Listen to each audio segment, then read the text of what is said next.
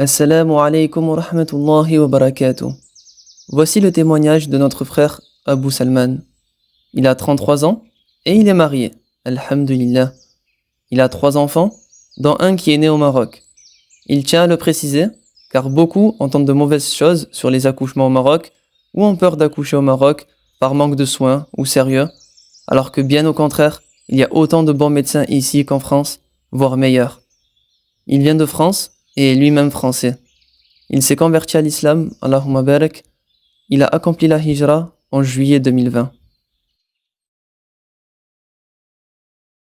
Son déclic était une accumulation de beaucoup de choses, mais surtout, dans un premier temps, satisfaire Allah. Ce qui l'a beaucoup poussé à partir, ce sont ses enfants.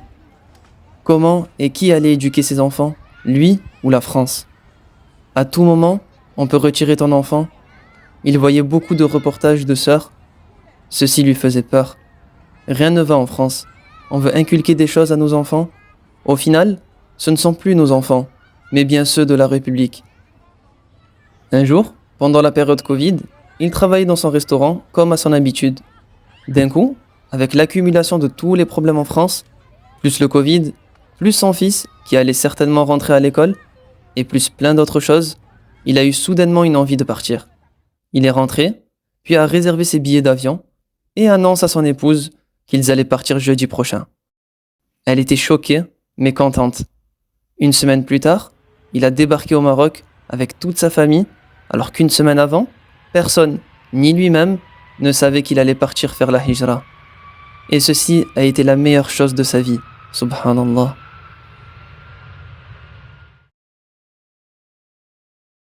Il a pris la décision d'accomplir sa hijra une semaine avant. Il a prévenu un frère sur place qu'il allait arriver. Il lui a trouvé un appartement pour 1 ou 2 nuits. Plus tard, il a trouvé son logement qu'il a ensuite meublé. Il est parti avec plus ou moins 7 000 à 8 000 euros. Abu Salman a accompli sa hijra au Maroc. Il est parti sur la ville de Meknès car il avait entendu beaucoup parler de cette ville dans le bien, dans la jama'a entre frères et la darwa. Et c'est ce qu'il a trouvé là-bas, Allahumma barak. C'est une ville soudée et à l'ancienne, on ressent vraiment le Maroc. Les gens respectent la sunna. La khutbah du vendredi est faite par un frère du Minhaj, Alhamdulillah, qu'Allah préserve le Maroc et cette ville. Son épouse est marocaine, donc il a obtenu ses papiers via le regroupement familial. Il remercie grandement Allah pour cette ni'ma. Comme il a dit, il a 3 enfants, dont un qui est né au Maroc, qu'Allah les préserve. Et tout s'est bien passé, alhamdulillah. Il travaille avec une société française en tant que commercial. Il a trouvé sur Indeed et il conseille fortement les frères et sœurs de postuler sur ce site ou démarcher les sociétés françaises pour pouvoir rentrer le maximum d'euros, car le Maroc reste très cher. Comme on le sait, beaucoup de sociétés maintenant s'expatrient à l'étranger. C'est grandement connu, donc ils ont besoin de main-d'œuvre. Et en plus, vous pouvez leur proposer une main-d'œuvre moins chère. Mais Allah est toujours avec le muhajir.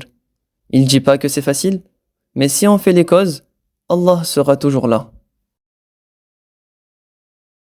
Plus de stress, plus d'islamophobie, plus réfléchir où et comment faire l'Aïd. L'école pour les enfants sur la sunna. Ici, les enfants apprennent le Coran et l'arabe. C'est tout simplement magnifique. L'adhan qui retentit partout. Où tu es, tu peux prier. Tu es tout simplement chez toi.